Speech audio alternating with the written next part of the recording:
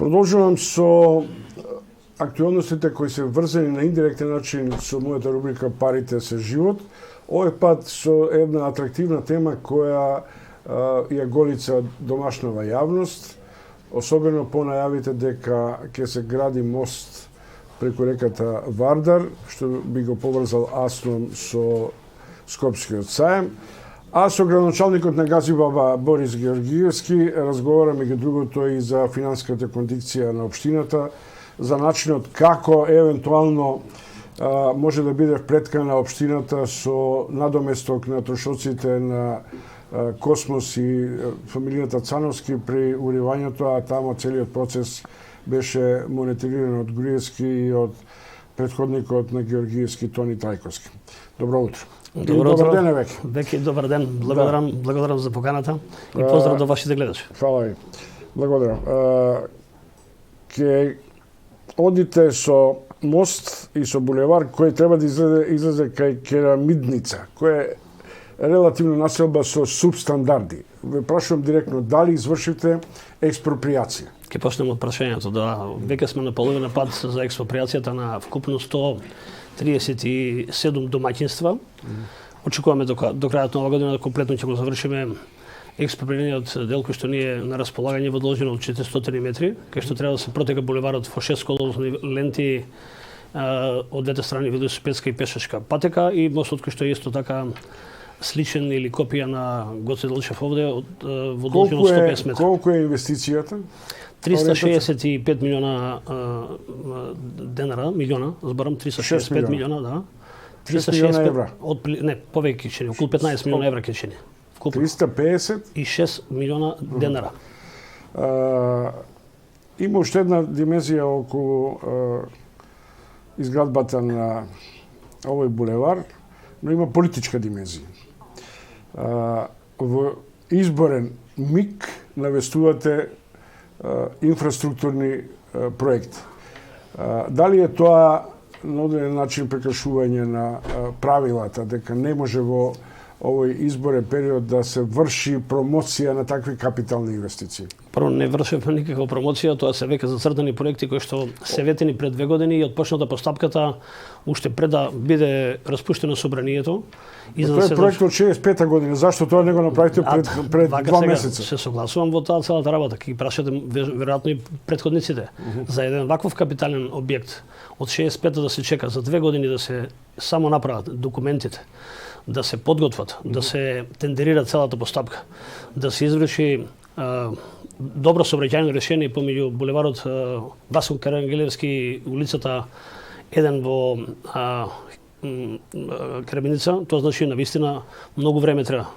Ке треба да имат управлjeност, ке треба добри стручњаци, луѓе кои што се занимаваат со вакви решенија. И да потсетам, претходното решение кој што го имавме нудеше 2 сообраќајни коловозни ленти. Токму советниците од ВМРО ДПМН во Советот на општина Газибаба, кога го подпишевме договорот со градот Скопје за меѓуопштинска соработка, го вратија назад и не се согласи и отидовме на ова сегашно решение, кое што исто така мислам дека е рационално и навистина ќе представува пред се добро сообраќајно решение за поврзување на трите скопски општини: Центар, Газибаб со аеродром. Тоа е тесното грло од булеварот Гоце Делчев, кој што директно на хотел Русија ки испаѓа, да го замениме мостот на Близнаци, каде што индиректно ќе влијаеме на самото населено место како Керамидница, како запуштено без детални урбанистички планови, да се подкрени малку и економската сила и моќ на самата населба. Ама Керамидница реално треба да добие своја урбанистичко решение. Не може на одреден начин, како да кажам, во срцето на градот да добиеме една таква дива населба која е прилично ниско стандардизирана. Се согласувам. Истата работа има тоа спротивната. Дали е тоа Мажар Мало или Карабиница, тие се во центарот на градот, веќе на километар од центарот на градот, запоставени си, иако историските записи говорат дека оние се веќе таму преку 120 години населени како луѓе и домаќинства кои што живеат и основале своји фамилии и се субстандарди. Оној дел на железничката пруга кој што ја сече Керамидница помеѓу индустријскиот и делот за домаќинства се испод било кои субстандарди услови за живење. Борис Георгиевски, разговараме за парите, а на општините никогаш парите не им се доволни. Вие бевте во групата на општини кои малку шмркнаа, да речем условно, од 50 милиони што владата со буџетскиот ребаланс ги додели на општините за долговите.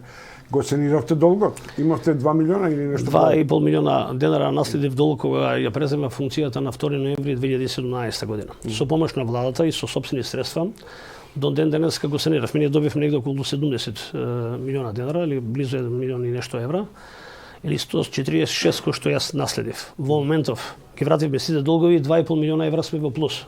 За 2 години и 2 месеца општина Газибаба се рачи со сите долгови и веќе може храбро да чекори напред кон капиталните инвестиции и сите обврски кои што ги имаме во сите 20. Не ги чувате парите, инвестирате ги. Зашто добивам сники кои помалку зборуваат за еден културолошки пристап кој се уште има отпадни депоа во Газибаба, се забележуваат начините на вулгарност во транспортирањето на отпадот и така натаму. Како се справувате со тоа? Значи, се согласувам на вистина, ова е прашање кое што треба воопшто за цела Македонија, вклучувајќи град Скопје.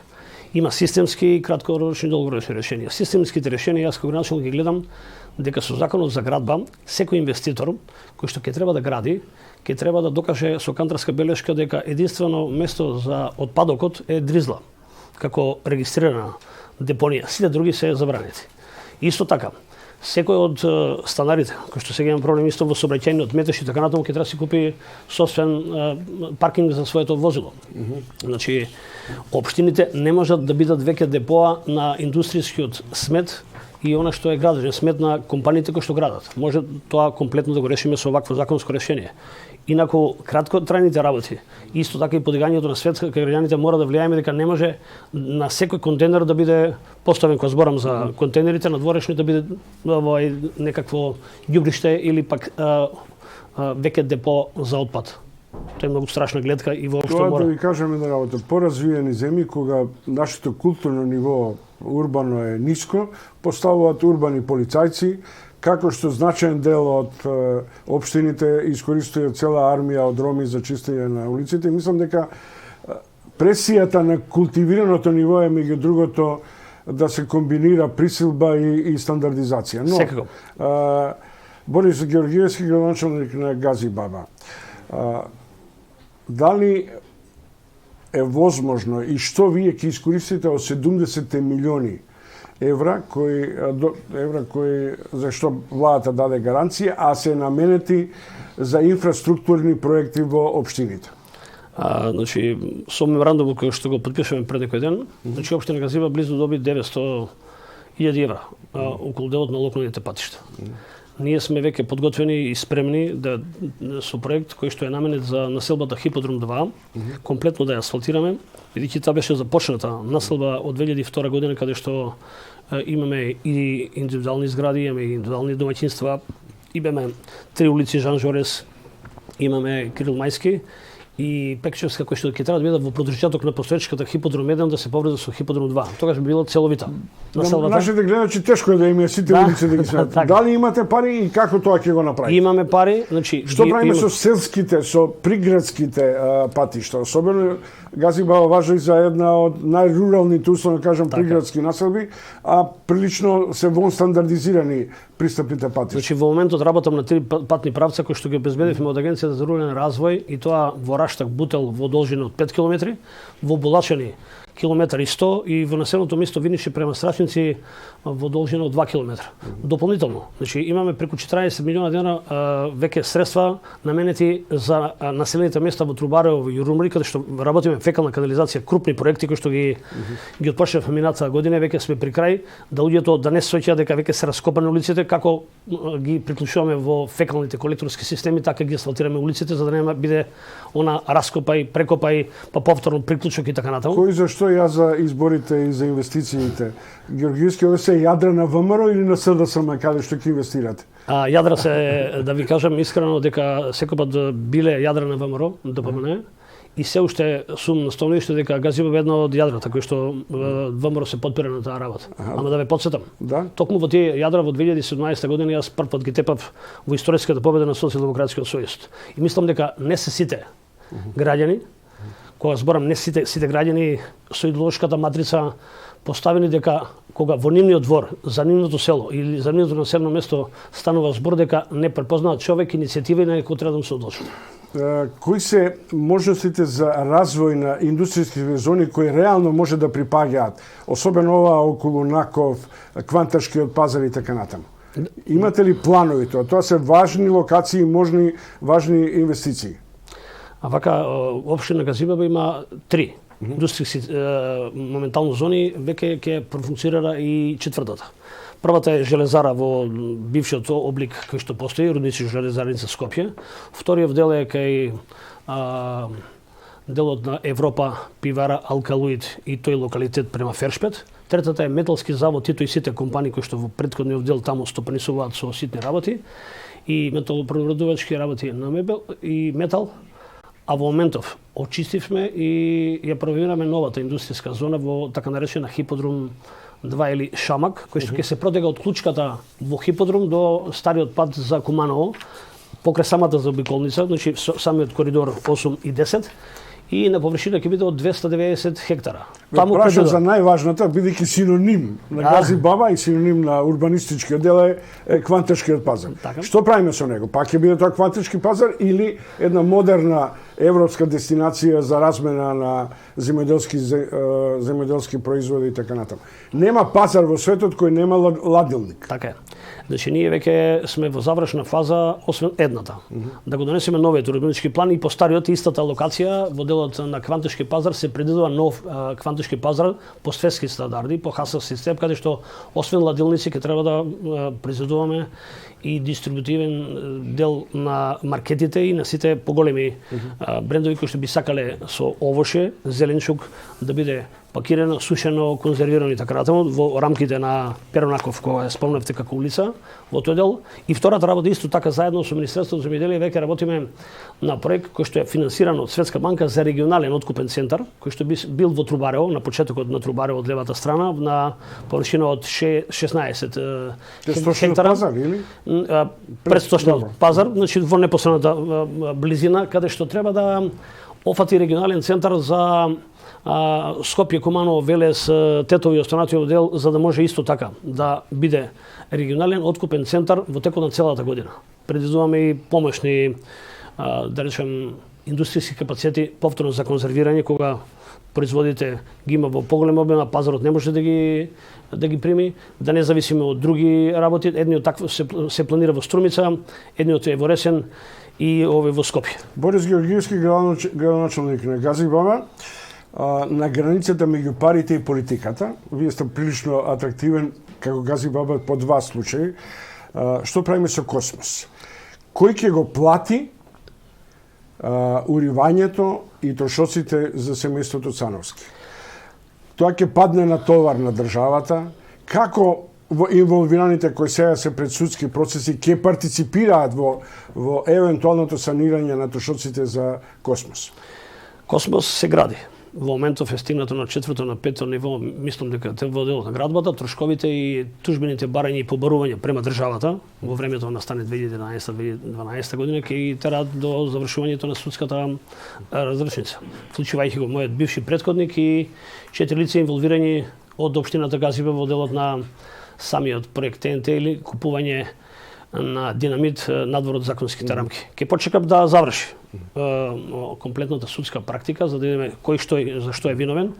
А сигурен сум дека побарувањата не се мали, затоа што преку 40 милиона евра ќе бидат сигурно долгот кој што фамилијата Цановски ќе побара од државата за надоместок на штетата и на сите останати работи кои што како придобивка тогашниот да речем најувам мега проект кој што го изработи фамилијата Цановски Космос, ќе треба некој да го плати.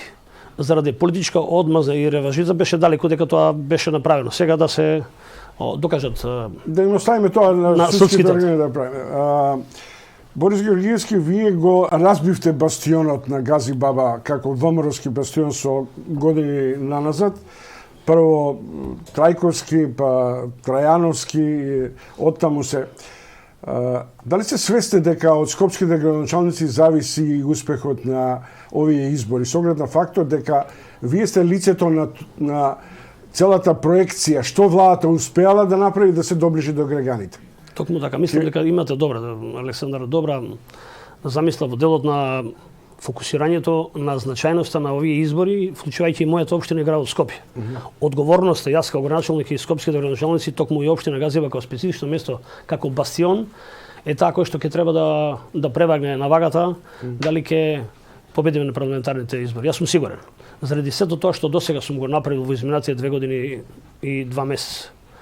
Во делот на сите 25 населени места, во делот на сите капитални отпочнати проекти и работи каде што без селективност, повторувам, без селективност и во Трубарево и во Ирумлик, кои што беа дувло, би рекол, или бастион на ВМРО, ние успеавме таму комплет да направиме фекална одводна канализација, асфалтирање на улици, почнуваме со нови детски градинки и така натаму, да не ги замараме луѓето.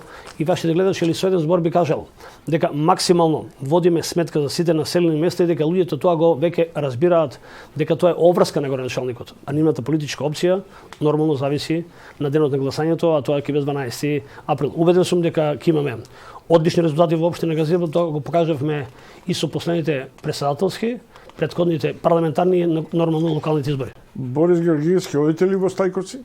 Секој ден. Секој ден. Оттаму Тамо дали се санирани сите состојби од поплавата, дали луѓето веќе чувствуваат еден нормален ритам на работа? Освен асфалтирањето на куќата и пристапните патишта, локалните патишта. Да ве потсетам, јас Стајковци, Синглич и Инџиково комплетно го вратив во нормална во првата година од својот мандат. Остана делови на земјоделски површини и деловите на изработка на нов оводен канал кој што ќе треба да биде беден во некој идно народно време како заштита на Скопската котлина воопшто и на делот од Газиево кој што прибаѓа на соводолиците и речните корита кои што секој пат се проблем во делот на Газиево. Тој феномен никогаш да не се повтори. 2016 година направи ерозивни подрачја и толку елементарни штети што мораме ние превентивно да делуваме во нови методи на справување со таквите кризи. Не ги заборавивме, вратена е нормалата, веќе работиме детска градинка таму, сите улици се асфалтирани, пристапни водоводни мрежи, канализациони системи и така натаму. Со депонијата ме прашавте, пред некој ден имавме малку делот и тие кои што беа цело време загрижени околу тоа како треба да изгледа на депонија, кој треба да даде насоки, дали треба да се импровизира од луѓе кои што напаѓа насилно и така натаму. Денеска ние во 13:30 часот веќе комплетно ја уредивме депонијата, ја рекултивиравме, поставивме урбана опрема и ќе имаат можност и граѓаните тоа да го препознаат во делот на Стајковци и околината и во другите населени места каде што ќе се справуваме со таквите диви депонии кои што ги затекнав. Добро, благодарам. Тоа беше Борис Георгиевски, градоначалник на Газиево. Држам за зборот дека ќе придонесе кон успехот на СДСМ, иако ја мислам дека Скопје ќе биде реперот на решавачката битка меѓу ВМРО и СДСМ. Токму така.